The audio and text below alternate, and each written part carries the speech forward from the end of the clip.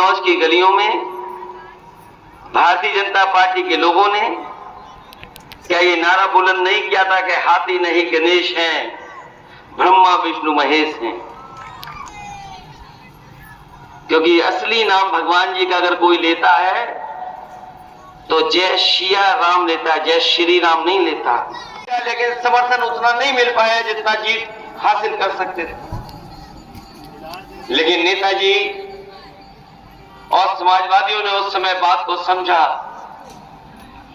और इटावा से पहली बार लोकसभा में चुन करके भेजा गया।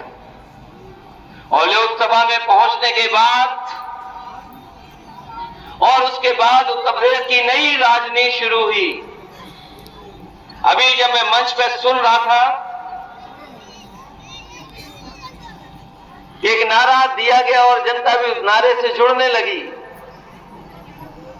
मुझे नहीं पता मीडिया के लोग, अखबार के लोग किस रूप में उस नारे को लेंगे, क्योंकि मीडिया और अखबार हमारा नहीं है।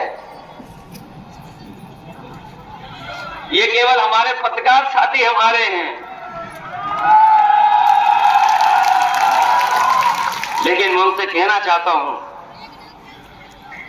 अगर इस नारे को लेकर के कोई राजनीति में बहस करोगे तो जब मैं पहला चुनाव लड़ रहा था कन्नौज में, जब नेताजी ने मुझे चुनाव लड़ाया कन्नौज में पहला, वो चुनाव भी ऐतिहासिक था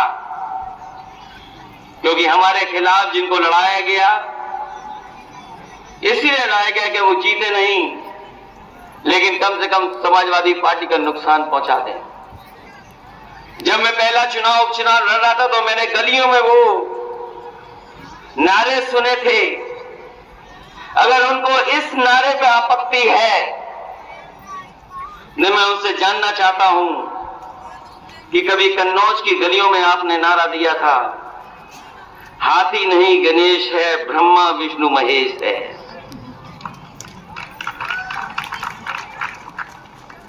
कन्नौज की गलियों में भारतीय जनता पार्टी के लोगों ने क्या ये नारा बुलंद नहीं किया था कि हाथी नहीं गणेश हैं, ब्रह्मा विष्णु महेश हैं?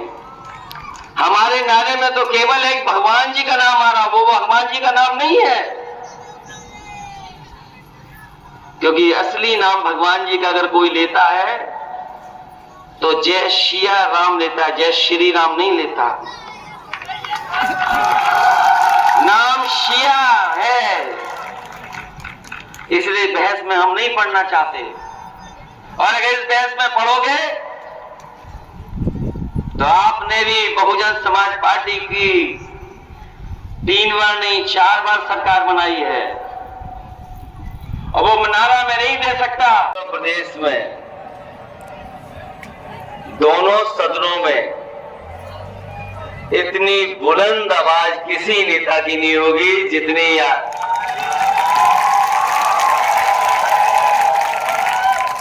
और ये बात मैं इसलिए कह रहा हूं कि जब मैं मुख्यमंत्री था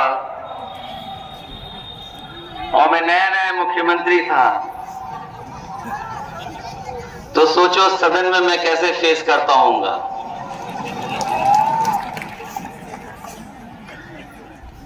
जब मैं शपथ लेकर के सदन पहुंचा हूं और पहली बार सदन को मैंने अपना भाषण दिया, उससे पहले मैं जब स्वामी प्रसाद मौर्य जी को सुनता था तो इतनी क्लियरिटी, साफ सुथरा और सीधा बोलने वाला कोई नेता मैंने नहीं देखा। जब वो बोलते थे तो लगता था कि कोई नेता बोल रहा है। तो मैं उस समय से देख रहा हूं और आज तो हम दोनों लोग साथ बोल रहे हैं। तभी तो केवल एक दल को परेशानी नहीं है, केवल एक दल को परेशानी नहीं हो रही है। सबसे ज्यादा परेशानी अगर किसी को हो रही है तो वो डबल इंजन वाली सरकार को परेशानी हो रही है।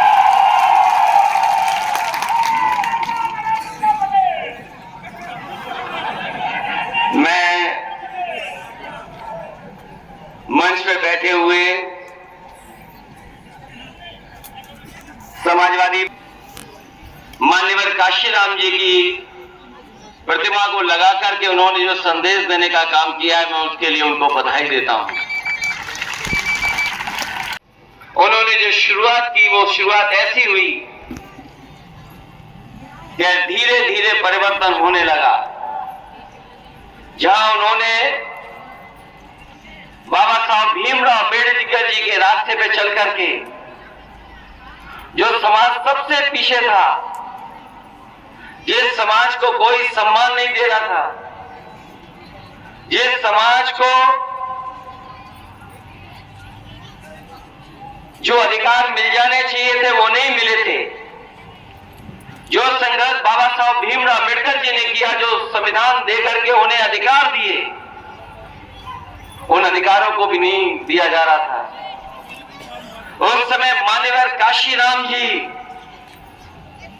न केवल उत्तर प्रदेश बल्कि देश में लोगों के पास जाकर के, गांव गांव घर घर जाकर के लोगों को जोड़ने का काम किया।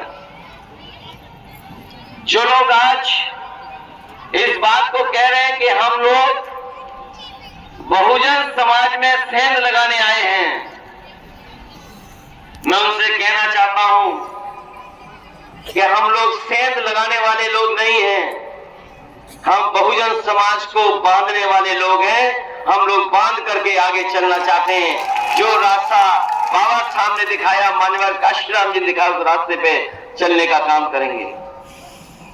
ये लड़ाई बहुत पुरानी है।